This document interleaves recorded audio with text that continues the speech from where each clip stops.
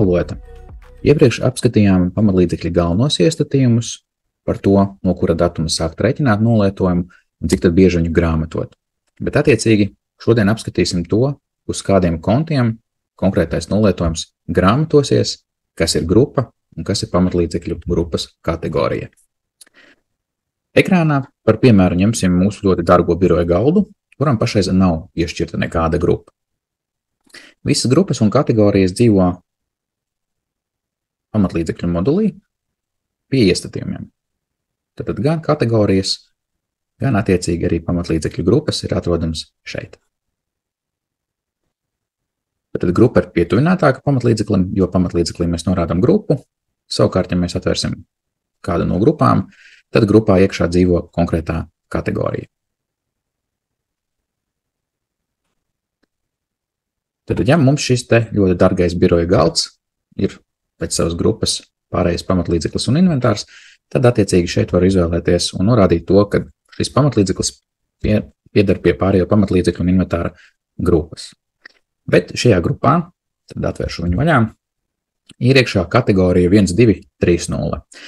Šajā gadījumā šī kategorija izskatās identiska grāmatvedīskam kontam, bet šajā gadījumā tas ir tikai tāds sagadīšanās moments, jo šis atspoguļojās kā konkrētā ieraksta kods. Tikpat labi pamatlīdzekļu kategorija varētu arī saukties pārējie pamatlīdzekļi, citi pamatlīdzekļi vai kā citādāk, un to kodifikātoru mēs varētu izmantot arī citādāku. Bet šajā piemērā, tad, lai šķietami ātri saprastu, par ko iet runa, tad izveidoju pamatlīdzekļu kategorijas ar identisku pamatlīdzekļu kontu. Bet pati kategorija ir tā, kas satur šos kontus. Tad pamatlīdzekļa konts, nolietojuma konts un izmaksu konts mirklī, kas tiks izmantoti nolietojuma grāmatojuma ģenerēšanai. Vai gadījumā, ja mēs pamatlīdzekli norakstīsim.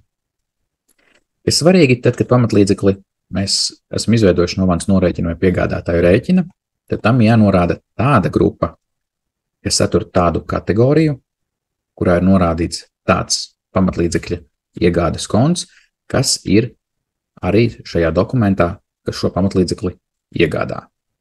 Tad tādai skaidrībai šo pamatlīdzekli ir izveidojis piegādātāja rēķins, kura grāmatojums izskatījās šādi te. Tad, ja apskatīsim pašu piegādātāja rēķinu, tad mums ir nopirkts ļoti dārgs biroja galds uz 1, 2, 3, 0 kontu, un attiecīgi šis te konts atnāk arī uz grāmatojumu.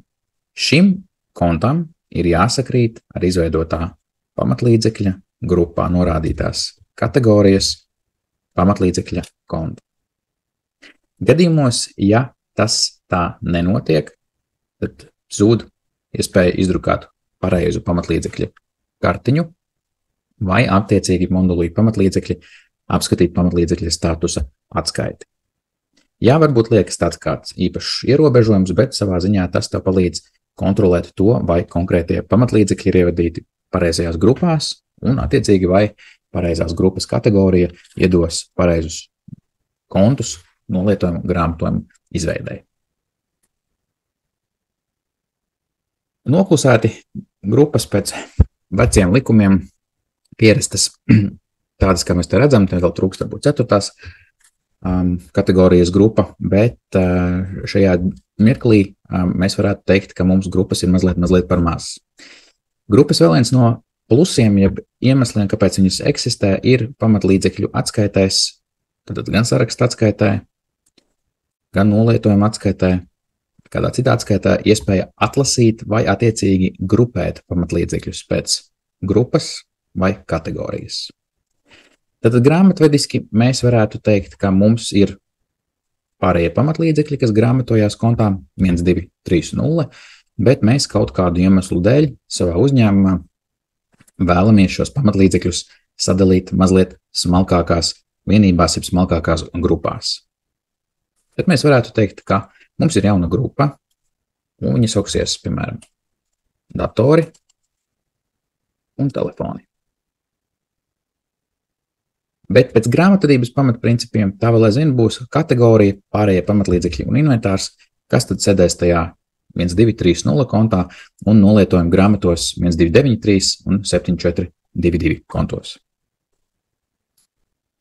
Tad bez datoriem mēs vēl gribēsim atsevišķi īpaši redzēt.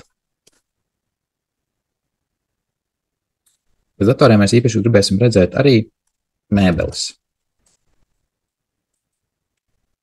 Un, attiecīgi, mēbeles arī ir pārējie pamatlīdzekļi un inventārs, un grāmatos ir tieši tāpat kā datori un telefoni. Bet mums būs iespēja tad jau datorus nodalīt no mēbelēm šajās te pamatlīdzekļu sarakstu un nolietojuma atskaitēs. Un tādā veidā tad šīs grupas var papildināt, kas svarīgi, tad, lai grupas kategorija satur tādus kontus, uz kuriem tad konkrētais pamatlīdzeklis attiecīgi ir iegādāts.